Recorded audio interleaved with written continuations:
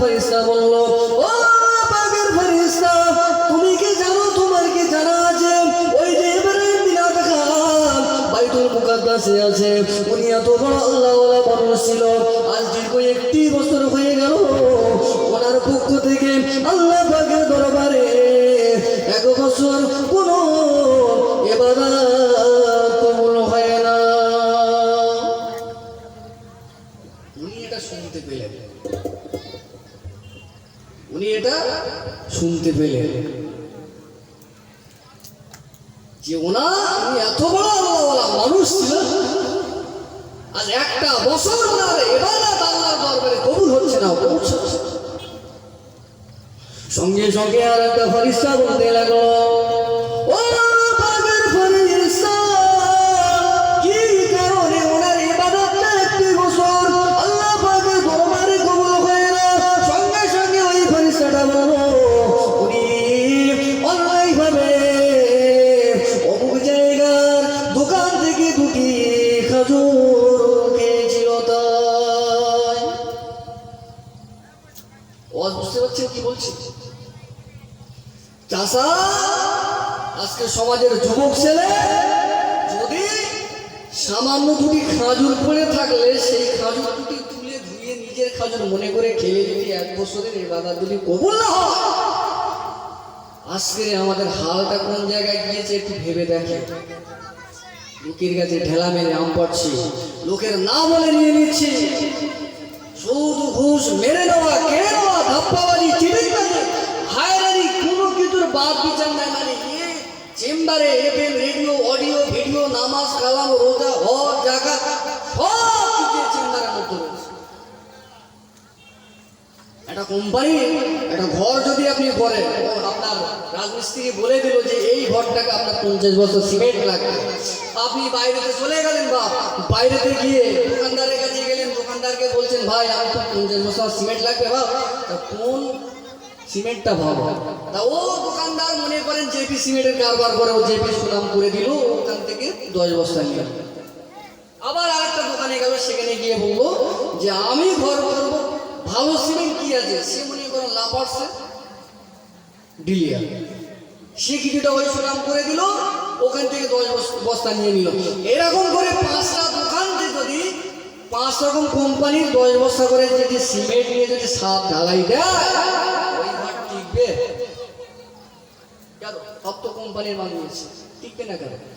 কি কারণে টিকবে না বলেন? একটা কারণ তো দেখাতে হবে। কারণটা হলো এটা, 5 রকম কোম্পানির সিমেন্ট, 5টা কোম্পানির 5 রকম ফর্মুলা তৈরি হয়েছে, এক একটা 1 রকম টেম্পার। সুতরাং ছাদ দেওয়ার পরে যার টেম্পার বেশি হবে গুতুগুতি করবে, গুতুগুতি করলে নিচে শুয়ে থাকলে কবে যে বুকির উপরে পড়বে তার কোনো ঠিক নাই। তাই এই চেম্বারের ভিতরে যদি আপনি সব রেখে দেন, এফএম, রেডিও, ভিডিও, সুদ ঘুষ সব কিছু যদি বাপ রেখে দেন এই চেম্বারের মধ্যে, যার প্রভাবটা বেশি হবে সে তো একটু গুতুবে। আর আমাদের বেশি হচ্ছে আমরা যে ধরনের ফেরেশতা, আমাদের এর মধ্যে শয়তানের ভাগটা বেশি, আর ওই জন্য শয়তান গুতুচ্ছে আর আমরা তার কথা অনুযায়ী ছুটতেছি।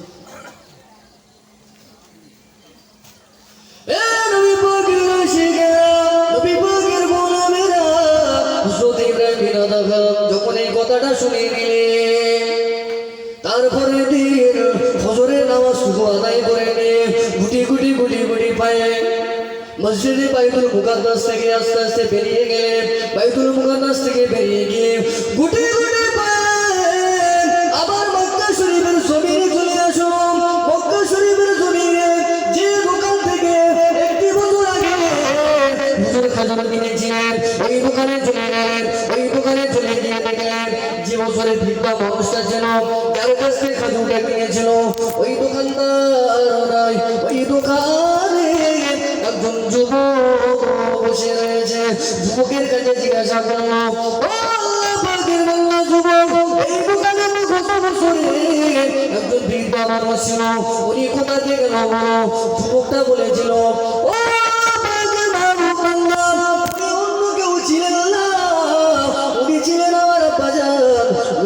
বছর হয়ে গেল, মারা গেল।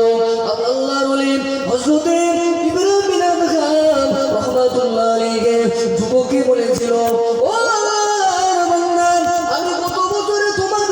দোকান থেকে খাজুর কিনেছিলাম, দুটি খাজুর পড়ে গিয়েছিল, আমি দুটি খাজুর তুলে খেয়ে নিয়েছি। অতএব এটা আমি বড় অন্যায় করেছি, আমাকে আল্লাহর রাস্তায় ক্ষমা করে দিন। আর আমরা যা করতেছি কোনোদিন ক্ষমা চাইনি নদীর কাছে।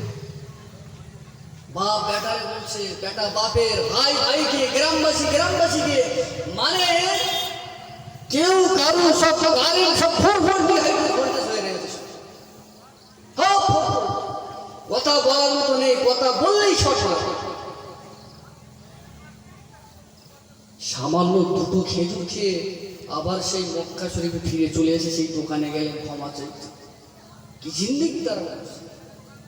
বাপ বেটার ফাঁকি দিচ্ছে, বেটা বাবার ফাঁকি দিচ্ছে, ভাই ভাইকে ফাঁকি দিচ্ছে, বোন ভাইকে ফাঁকি দিচ্ছে, মানে যে যেখানে পাচ্ছে সেখানে দিচ্ছে। যদি একটা খেজুর খেয়ে যদি তার 1 বছরে এবাদত যদি কবুল না হয়, তাহলে আমরা কোন জায়গায় আছি ভাবে। তাহলে আপনাদের এলাকায় মাশাআল্লাহ লোকগুলো ভালো মনে, কেউ কিছু বলে না, মানে সব ঠিক আছে।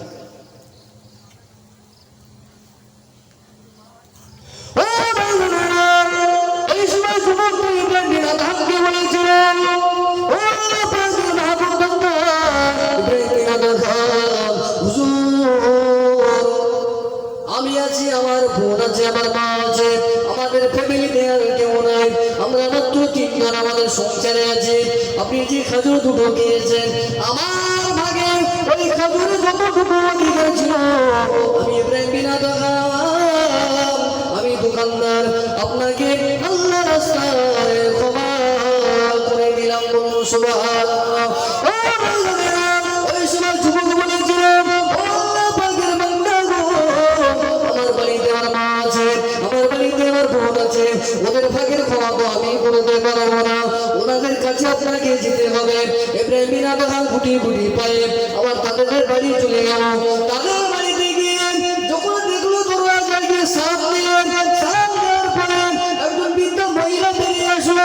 বৃদ্ধ মহিলা ইব্রাহিম বিন আদমকে দেখে পর্দার ভিতর দিয়ে বলতে লাগলেন, ও আল্লাহ পাকের বান্দা, আপনি কি মনে করেন আমার বাড়িতে এসেছে?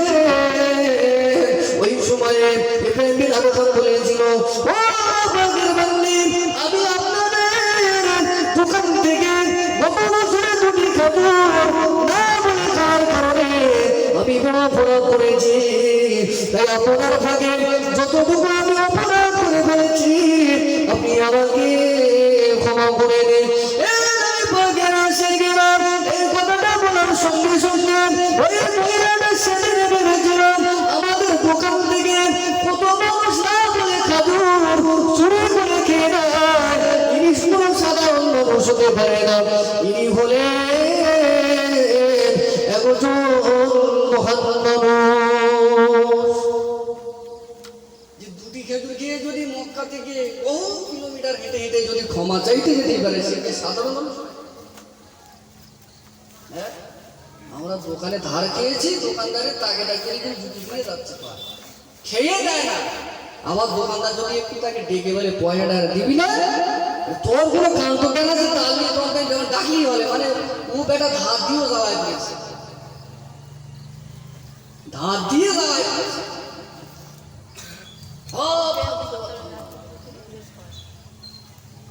তখন ওই বৃদ্ধা মহিলাটা ইব্রাহিম বিন আদহামকে ক্ষমা করে, ওনার বাড়ির যে মহিলাটা ছিল সেও ক্ষমা করে। ইব্রাহিম বিন আদহাম তখন গুটি গুটি পায়ে আস্তে আস্তে আবার সেই বাইতুল মুকাদ্দাসে চলে গেল। বাইতুল মুকাদ্দাসে গিয়ে এবারে সেই প্রথম দিনের ন্যায় হুজুর আমার ফের থেকে গেলেন। এমন সময় দেখতে পাওয়া যায় আবার সে প্রতিদিনের মাঝে সমস্ত ফেরেশতা বলে এসেছিল, তারা একই রকমে করতে লাগলো। বাইতুল মুকাদ্দাসে আল্লাহ পাকের সৃষ্টি আজকে একজন মানুষ হয়েছে, ওই অনুষ্ঠান নাম হলো ইব্রাহিম বিন আদহাম। ওই ইব্রাহিম বিন আদহাম আজকের থেকে আল্লাহ পাকের দরবারে তার ইবাদত বন্দেগী কবুল হচ্ছে। তখন সঙ্গে সঙ্গে অন্য ফেরেশতারা বলেছিল, ও পাকের ফেরেশতা, কি কারণে তার ইবাদত কবুল হচ্ছে? ওই সময়তে ওই ফেরেশতা বলেছিল, ও পাকের ফেরেশতা, ওই বান্দাটা দুটি খাজুর খেয়েছিল এই অপরাধের কারণে। যাদের কাছে অপরাধ করেছিল তাদের কাছে গিয়ে ক্ষমা চেয়ে নিল। সুবহানাল্লাহ। ভয় আমিও করেছি, আপনারাও করেন। ভয় করে তারা জিন্দেগি গঠন করেছিল। কি জিন্দেগি গঠন করেছিল? আর আমরা আজকে সেই নবীর উম্মত, নবী হযরত ইব্রাহিম আদম ছিলেন, যে নবীর উম্মত হযরত আবু বকর সিদ্দিক রাদিয়াল্লাহু তাআলা উনি যে নবীর উম্মত ছিলেন, খলিফাতুল মুসলিমিন আমিরুল মুমিনিন যে নবীর উম্মত ছিল, হযরত আলী রাদিয়াল্লাহু তাআলা যে নবীর উম্মত ছিলেন, আমাদের পীর মাশায়েখরা যে নবীর উম্মত ছিল, সেই নবীর উম্মত আমি আপনি হয়েছি। কেন আজকে আমাদের ভিতরে আল্লাহ পাকের ভয় না? কবে ভয় আসবে? এত কায়দা করুন করে আলেম ওলামারা বলে বা চোখের পানি ইমাম সাহেব কত কায়দা করে করতেছে, তবু চোখের পানি আসে আসে। এত কায়দা করুন করে জান্নাতে ঠেলে ঠেলে পাঠাচ্ছে, তবু খাবে, তবু নদী। কি জবাব দেবেন আল্লাহর কাছে? এত বছর তো ওয়াজ শুনছি, হ্যাঁ একটু ভেবেছিলেন নামাজ পড়ছি না?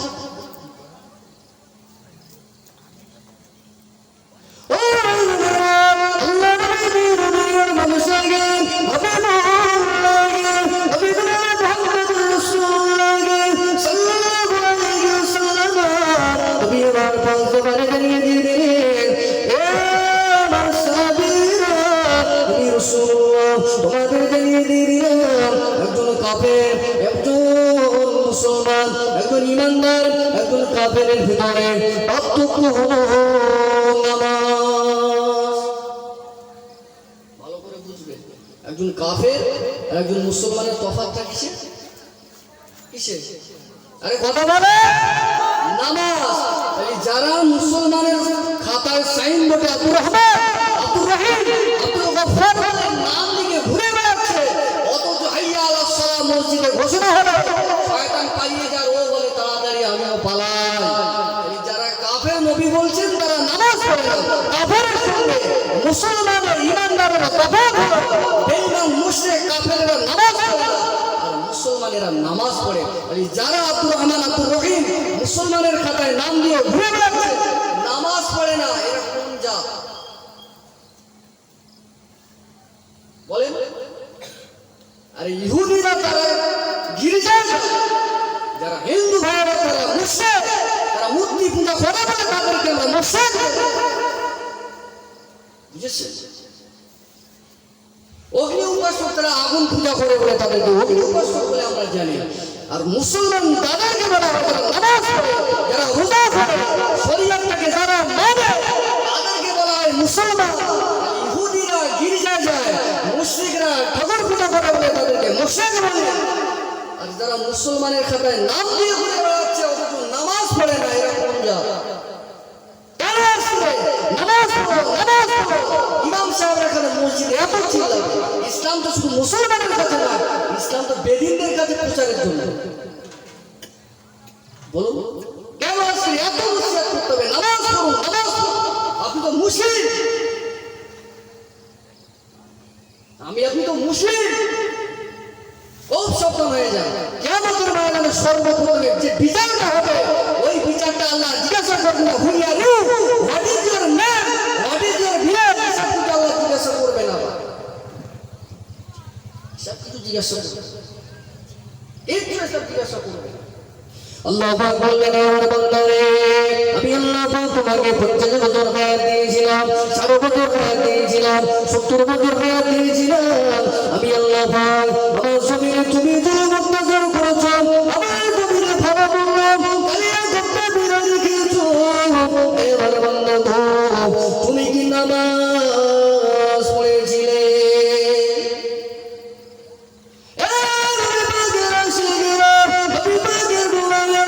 আমরা যারা নামাজ পড়ি, অন্তত আমরা ওই প্রশ্নের জবাব হিসাবে নামাজ কবুল হবে কিনা পরের কথা আল্লাহ পাক জিজ্ঞাসা করবে বান্দা নামাজ পড়েছিলি কিনা বল। ওই সময় অন্তত আমরা আল্লাহ পাকের এই প্রশ্নের জবাব হিসাবে যারা নামাজ পড়ে আমরা তো অন্তত বলতে পারবো আল্লাহ নামাজ পড়েছিলাম। কিন্তু যারা নামাজের ধার ধারে না জীবনে বসে কেউ পশ্চিম দিকে মুখ করে পড়ে ওই সমস্ত আল্লাহর বান্দারা সেদিনে কি জবাব দেবে? আরে নামাজ পড়েছি কবুল হলো কিনা এটা পরে। আর যারাই নামাজ পড়ছি কোনদিন ভেবেছি দাঁড়িয়েছে যে আমার নামাজটা কবুল হয়েছে কিনা? এসব ভাবিনি। নয় তো মুসাল্লিয়া লিল্লাহ তাআলা রাকাতায় সালাত মানে 12 জনের জামাতে আমি তো নামাজ পড়বো না, 12 জনাটা শুনবে না, 12 জনের কথাতে ইমাম সাহেবের চাপেতে আমি আজকে কিবলা মুখ হওয়াতে নামাজ পড়ছি। এই আমাদের হয়ে গেছে মূল মানসিকতা। আর সমাজের যুবক ছেলেরা এরা এমন চালাক হয়ে গিয়েছে, এত বড় চালাক হয়ে গিয়েছে যেমন তার মুফতি সাহেবের দাঁতেরা জবান বন্ধ করে দিয়েছে। এরা বড় মশলা শিখে রেখেছে। হুজুর ইমাম সাহেব যদি বলে বাবা চলো নামাজটা পড়ি, হুজুর আমার কাপড়টা ঠিক নেই। আর যদি ওর কাপড় যদি ঠিক না থাকে ইমাম সাহেব বলবে কিছু? কথা বলছেন না কেন? বলবে। যদি কারো কাপড় যদি না পাক থাকে বলবে।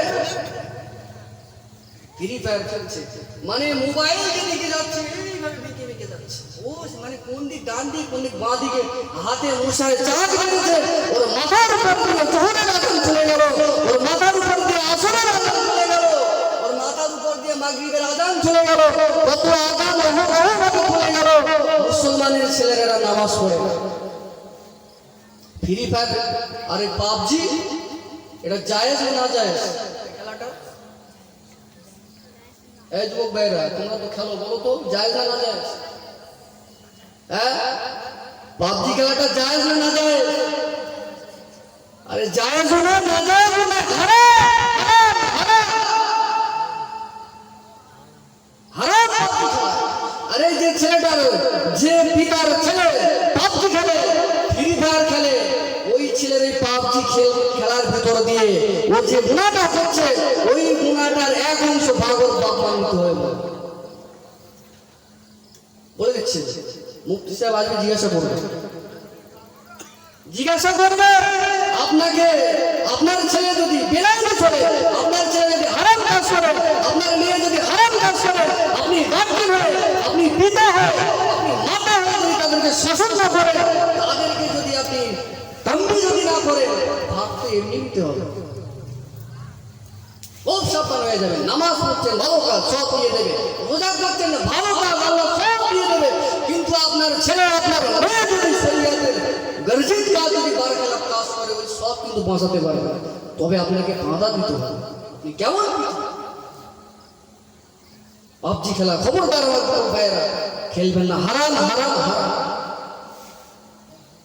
আল্লাহ নবী দিন দুনিয়ার বাদশা গে হাবিবুল্লাহ গে নবী জনাবে মুহাম্মদুর রাসূলুল্লাহ গে সাল্লাল্লাহু আলাইহি ওয়াসাল্লাম নবীর পাক জামানে জানিয়ে দিলেন এ সাহাবীরা এ মুজিরা আমি রাসূলুল্লাহ তোমাদের জানিয়ে দিলাম দুনিয়ার জমিনে যার সঙ্গে যার মুতাশা থাকবে, প্রেম ভালোবাসা থাকবে, ওটা বসা থাকবে, লেনদেন থাকবে,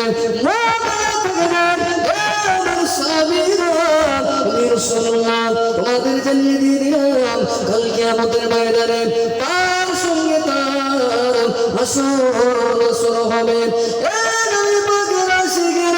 পাবজি খেলা ইহুদিরা পার করেছেন, ফ্রি ফায়ার খেলা ইহুদিরা পার করেছেন, এই ফ্রি ফায়ার খেলা ইহুদিরা পার করেছে, খ্রিস্টানিরা পার করেছেন। মুসলমানদেরকে ধ্বংস করে দেওয়ার জন্য, মুসলমানদেরকে শেষ করে দেওয়ার জন্য ইহুদি খ্রিস্টানেরা যে জিনিসটা মুসলমানদের ভিতরে ছেড়ে দিল, আজকে মুসলমানের ছেলেরা সেটাকে ক্যাশ করে দিল। আপনি ফ্রি ফায়ার খেলতে গিয়ে আপনার নামাজ কাজা হয়ে গেল, আপনার জীবনের মহামূল্যবান সময় নষ্ট হয়ে গেল। এরই কারণে আল্লাহ নবী জানিয়ে দিলেন ওই পাবজি খেলার কারণে এটা ইহুদিদের মুতাশা হয়ে যাচ্ছেন। আপনি ফ্রি ফায়ার খেলছেন, এটা ইহুদিদের মুতাশা হয়ে যাচ্ছে।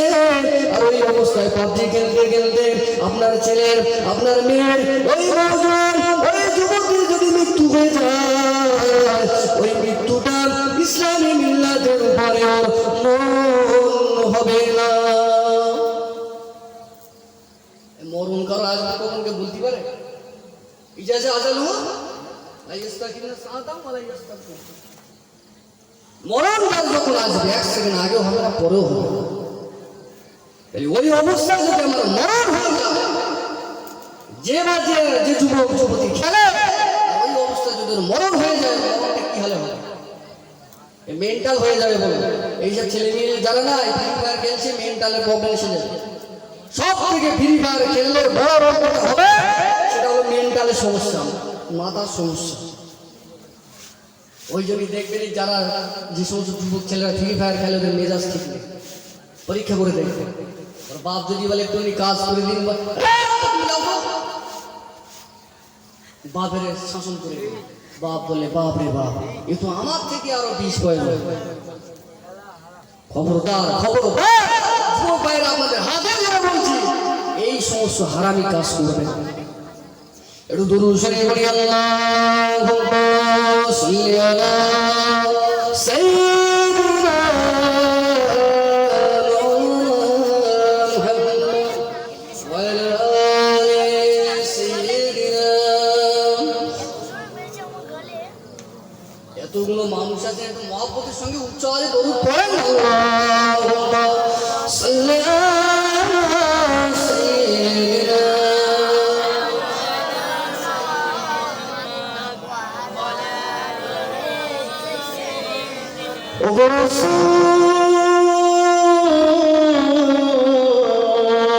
তোমারি জন্যে মন কাঁদে, আঁখি কাঁদে, ভুবন কাঁদে। তোমারি জন্য মন কাঁদে, আঁখি কাঁদে, ভুবন কাঁদে।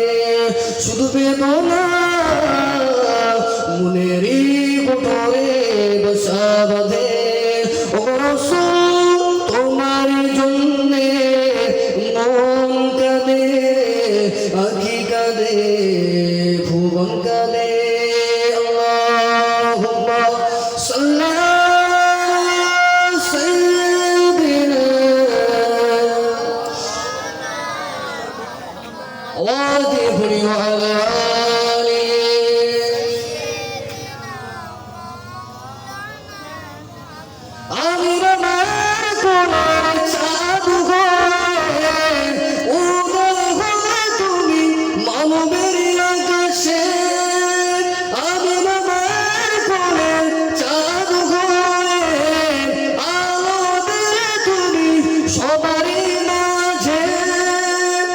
শুধু তুমি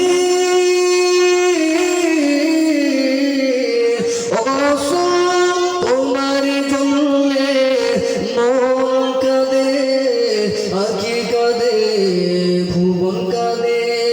আল্লাহুম্মা সাল্লি আলা সাইয়্যিদিনা ওয়া আলা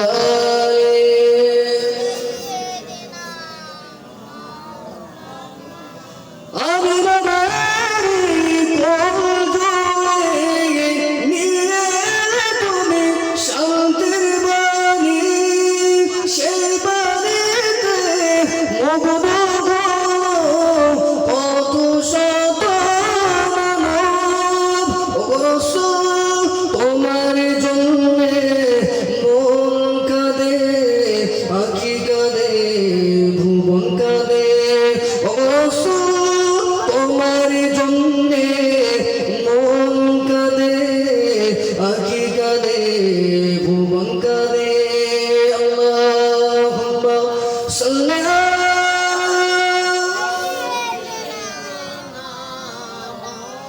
আওয়াজ দিয়ে পড়ি আলা